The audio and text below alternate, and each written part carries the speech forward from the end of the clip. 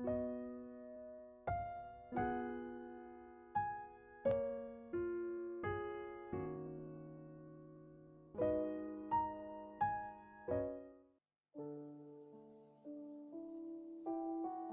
sejahtera Bapak Ibu dan saudara-saudara yang dikasihi dan yang mengasihi Tuhan. Kembali kita bersyukur jika pada saat ini kita memenuhi panggilan Tuhan untuk mewujudkan ibadah. Walaupun masih tetap berada di rumah kita masing-masing. Saudara yang dikasihi dan mengasihi Tuhan, Gereja Kristen Jawi-Wetan menetapkan minggu ini sebagai ibadah pembukaan bulan keluarga. Karena itu, maka tema khotbah hari ini adalah keluarga yang hidup taat pada peraturan Allah. Keluarga yang hidup taat pada peraturan Allah. Bacaan diambil dari Roma pasal yang ke-6 ayat yang ke-12 sampai dengan 23 dan Injil Matius 10 ayat yang ke-40 sampai dengan 42. Jemaat yang dikasihi dan yang mengasihi Tuhan, saya beberapa kali mengamati sebuah peristiwa ketika ada kejahatan yang dilakukan oleh seseorang atau kelompok orang-orang tertentu. Ada sisi cerita yang lain yang diekspos oleh media.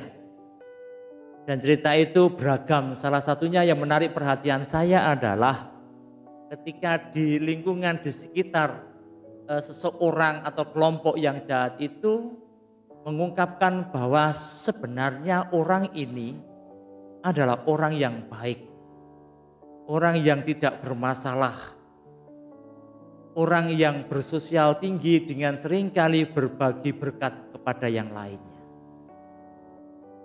Tetapi di sisi yang lain terekspos bahwa dia orang yang jahat, dia termasuk bagian kelompok yang jahat dan sebagainya dan sebagainya. Dari sana saya menarik sebuah kesimpulan bahwa seseorang sebenarnya terlahir dan tercipta baik. Di manusia itu tercipta baik. Manusia itu dititahkan, dilahirkan, memiliki kehidupan baik ketika berada di dunia ini, terlahir sempurna. Tetapi pada akhirnya mereka itu bersinggungan dengan yang dinamakan dosa itu. Nah, saudara-saudara yang dikasihi dan mengasihi Tuhan, pengertian yang paling sederhana tentang dosa adalah sebuah indikasi perlambang begitu gagalnya manusia melakukan kehendak Allah. Jadi dosa adalah indikasi gagalnya manusia melakukan kehendak Allah. Nah, pada hakikatnya saudara dan saya juga termasuk sesama kita yang lainnya yang disebut manusia, makhluk yang sempurna itu, makhluk yang diciptakan oleh Allah yang pada dasarnya diminta untuk sebagai teman sekerjanya itu, pada hakikatnya sekali lagi saya mengatakan tidak memberi ruang atas dosa itu. Jadi kita manusia sebenarnya tidak ada ruang yang kita persiapkan supaya kemudian dosa itu ada dalam hidup kita. Namun ternyata dalam situasi yang menekan kehidupan manusia, situasi yang ada di sekitar kita itu memaksa manusia itu sulit untuk menghindar dengan makhluk yang dinamakan dosa itu.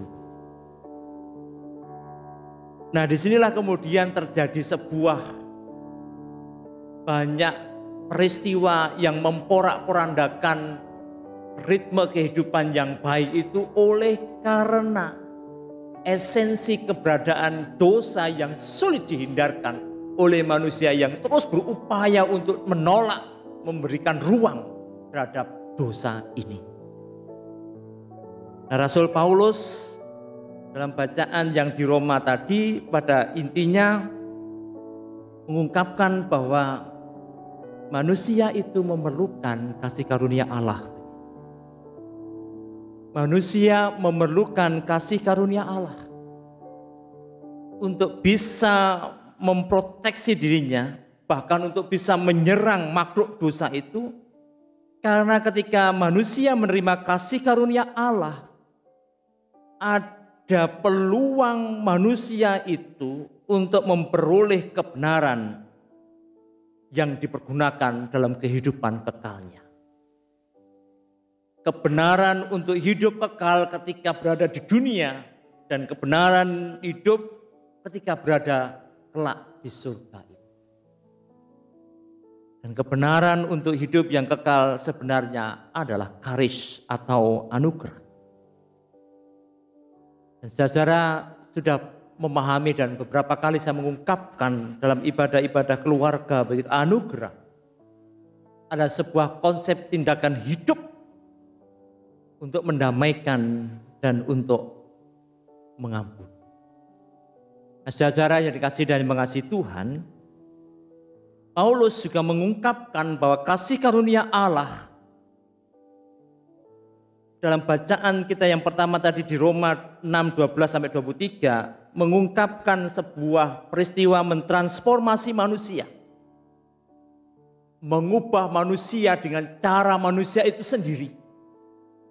Dengan bimbingan kasih karunia Allah itu mengubah, mentransformasikan dari hamba dosa,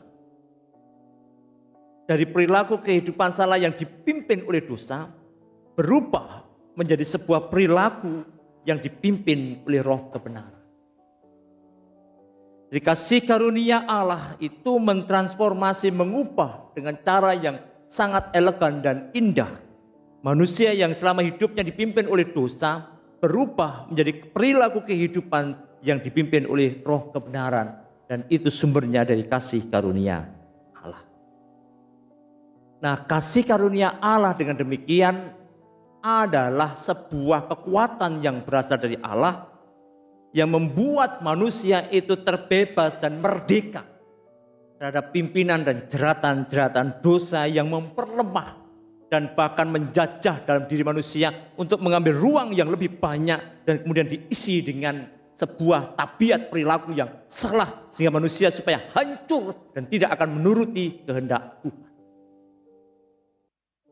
Nah, disinilah Bapak Ibu dan saudara-saudara yang dikasihi Tuhan dan yang mengasihi Tuhan pastinya. Jika saja saudara-saudara dan saya ini adalah anak-anak Tuhan yang bersedia menerima kasih karunia Allah, maka kita tidak akan lagi menjadi hamba dosa, tetapi kita akan menjadi hamba Kristus. Hidup dalam topangan kasih sayang Kristus. Hidup dalam pengayoman Kristus, hidup sejalan dengan Kristus, hidup yang senantiasa berjalan bersama dengan Kristus, hidup taat akan perintah Kristus.